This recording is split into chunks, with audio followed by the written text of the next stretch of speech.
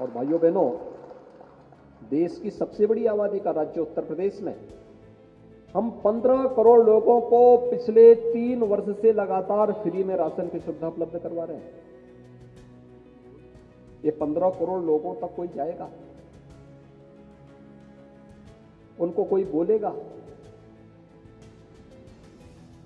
कि भाई आपको राशन की कोई सुविधा असुविधा तो नहीं है? अगर उनके हम आधे मिनट के भी बना ले, 1 करोड़ लोगों को, जिसमें निराश्रित महिलाएं हैं, वृद्धजन हैं, दिव्यांगजन हैं, 12,000 रुपए सालाना पेंशन की सुविधा उत्तर प्रदेश के अंदर हम दे रहे हैं। 10 करोड़ गरीबों को, 10 करोड़ नागरिकों को उत्तर प्रदेश के अंदर 5 लाख रुपए की आयुष्मान भारत की सालाना सुविधा उपलब्ध करवाने का कार्य हो रहा है। ये चीजें क्या बताती हैं? सरकार इंफ्रास्ट्रक्चर पर भी कार्य कर रही है और गरीब कल्याण की योजनाएं समान रूप से सबके बीच में। लोग कहते हैं, बहुत बार इस बात ये आरोप लगते हैं और सच भी है, वोट जिसको मर्जी जहां देना होते हैं, लेकिन ये आरोप अक्सर लगते हैं कि मुस्लिम वोट नहीं दिया। हम कितना उनके पास गए? हमने क्या उनसे कभी बातचीत की? हमने योजनाओं के बारे में कभी उनसे चर्चा की? सबसे अधिक लाभार्थी, मैं एक बार एक योजना के बारे में चर्चा कर देख रहा था कि कहीं किसी के साथ कोई भेदभाव तो नहीं हो रहा है। और अब तो डाटा इतने मजबूत हो चुके हैं, इतने अच्छे आ चुके हैं, आप एक बार एनालिसिस कर लेंगे तो आपको पता लग जाएगा कि किस समुदाय से जुड़े हुए कितने लाभार्थी हैं। आप आश्चर्य करेंगे, उत्तर प्रदेश के अंदर मुस्लिम आबादी 19 से 20% होगी और उस योजना में लाभार्थियों की संख्या 35% थी। मुस्लिम लाभार्थियों की संख्या 35% थी। सरकार ने भेदभाव तो नहीं किया किसी के साथ, लेकिन उन पीड़ितों को के साथ संवाद बनाना और फिर उसको सोशल मीडिया के माध्यम से कि वह भी असलियत सामने आनी चाहिए। जो लोग वैश्विक मंच पर भारत को बदनाम करते हैं, भारत के अंदर ह्यूमन राइट की बात करते हैं, उन लोगों की आंखों को खोलने वाला होना चाहिए कि नहीं, यहां पर बिना भेदभाव की योजनाओं का लाभ दिया जाता है और यहां पर तुष्टीकरण नहीं होता है। यहां पर तो हर नागरिक के सशक्तिकरण के लिए कार्य होता है और सशक्तिकरण का यह अभियान भारत का अभियान है, क्योंकि हमें भारत को तुष्टीकरण के राह पर ले जाकर के किसी विभाजन की त्रासदी से गुजारना नहीं है। भारत को सशक्तिकरण के मार्ग पर ले जाकर के एक सशक्त और समर्थ भारत के निर्माण का मार्ग प्रशस्त करना है और यही प्रधानमंत्री मोदी जी का मार्ग है। यही मोदी जी का मार्ग है। यह सशक्तिकरण का मार्ग ही जो भारत को समर्थ बना सके, सशक्त बना सके।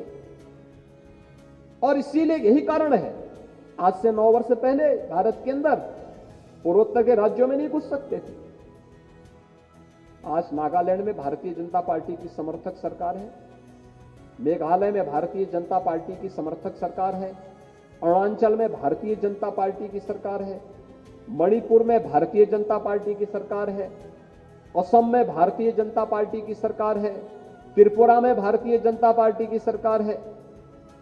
भाइयों बहनों, ये चीजें दिखाती हैं जनता के मन में एक विश्वास पैदा हुआ है। हर केंद्रीय मंत्री हर 15 दिन में वहां जाकर के 3 दिन वहां कैंप करता है, गांवों में जाता है। वहां का प्रशासन जाए ना जाए, लेकिन केंद्रीय मंत्री वहां जाकर के प्रधानमंत्री मोदी जी को रिपोर्ट करता है कि नहीं, ये कार्य हो रहे हैं और इन कार्यक्रमों को इस रूप में आगे बढ़ाया जा रहा है। लोगों के मन में एक विश्वास पैदा हुआ है। पूर्वोत्तर का ये संवाद आज वहां को पूरी तरह अलगाववाद से मुक्त कर चुका है। जम्मू और कश्मीर आपके सामने है। अभी G20 का समिट जम्मू कश्मीर में हुआ।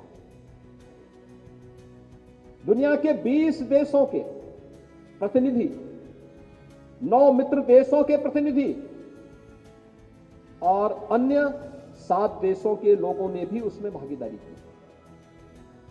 और मान कर सकते हैं 200 विदेशी डेलीगेट्स आए हों, पूरे कश्मीर के अंदर घूम करके आ गए हो, 3 दिन का समिट भी संपन्न हो जाए। ये आज का कश्मीर है। कश्मीर विकास की राह पर आगे बढ़ चुका है। कश्मीर में अब पाक अधिकृत कश्मीर से आवाज उठ रही है कि हमें भी अब इस पाकिस्तान से मुक्ति दो, भारत के अंदर फिर से वापस लागने का कार्य करो। वे मांग वहां पे उठने लग गई है।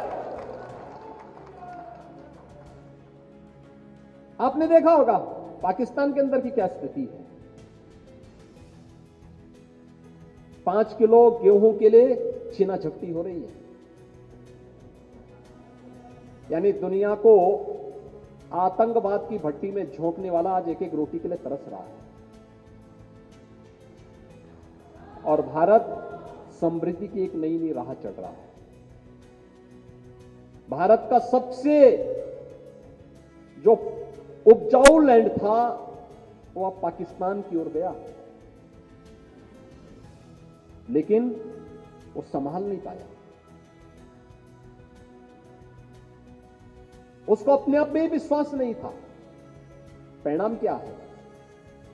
भारत की अर्थव्यवस्था 9 वर्ष में 10 से घट करके दुनिया की 5वीं बड़ी अर्थव्यवस्था भारत बना है। और पाकिस्तान दरिद्रता की नई नई सीढ़ी चढ़ता हुआ आगे बढ़ रहा है। यही अंतर है। एक भारत समृद्धि की नई सीढ़ियों को चढ़ रहा है और एक पाकिस्तान है वो दरिद्रता की सीढ़ियों को चढ़ता हुआ नरक की गर्त में गिरता जा रहा है। भाइयों बहनों, हमें इन सभी बातों को, और आप तो बहुत अच्छा कैप्शन बना लेते हैं, आपको बताने की आवश्यकता नहीं इसमें सोशल मीडिया में। तो कल क्यों जो मुझे बता रहे थे, अपने स्मार्टफोन पे देखिए संसद का बहिष्कार विपक्ष ने किया, एक कार्यकर्ता ने कितना अच्छा इसमें वो किया है। मुझे लगता है कि अच्छे और सरल भाषा में हम बहुत सारी चीजों को दे सकते हैं, लेकिन साथ साथ उन लोगों के साथ संवाद बनाने की कला भी हमें सीखनी चाहिए। अधिक से अधिक लोगों के साथ, और फिर उसको अधिक से अधिक लोगों तक प्रचार प्रसार करना।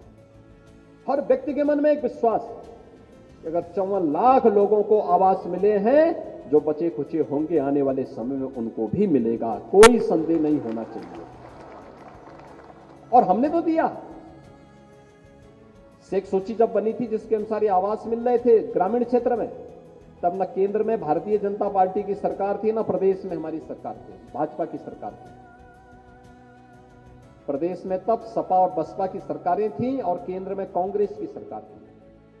उन्होंने जिस प्रकार की उसमें सूची बनाई होगी, बहुत सारी गलतियां थी, तब भी बिना किसी भेदभाव के उन लोगों को दिया जा रहा है। और उत्तर प्रदेश के अंदर हम लोगों ने देखा कि भाई इसमें तो बहुत सारे वंचित अभी पा नहीं रहे हैं। हमने उत्तर प्रदेश के अंदर सीएम आवास योजना एक अलग से योजना भी बनाई। मुसहर लोग लाभान्वित हो रहे हैं। कोल, सहरिया, थारू, चेरो,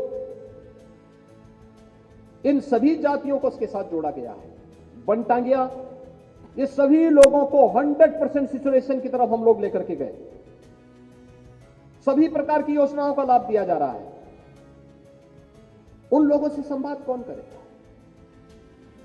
उनसे संवाद करना आधे मिनट का वीडियो बना करके, और फिर उसको अगर आप बना करके अपने सोशल मीडिया प्लेटफॉर्म के माध्यम से भी और नमो ऐप्स के साथ भी उसको जोड़ने का कार्य कर देंगे, इतना ज्यादा वह पॉपुलर होगा देश के अंदर। हर एक योजना का अलग अलग समय में अलग अलग योजना, अलग अलग ग्रुप, अलग अलग योजना को लेकर के प्रदेश भर में इस अभियान को, कैंपेन को आप चला देंगे, तो मुझे लगता है कि 2024 का आधा कैंपेन तो आप लोग स्वयं अपने इस डिजिटल प्लेटफॉर्म के माध्यम से आगे बढ़ा सकते हैं। बहुत अच्छे ढंग से उसको आगे बढ़ा सकते हैं।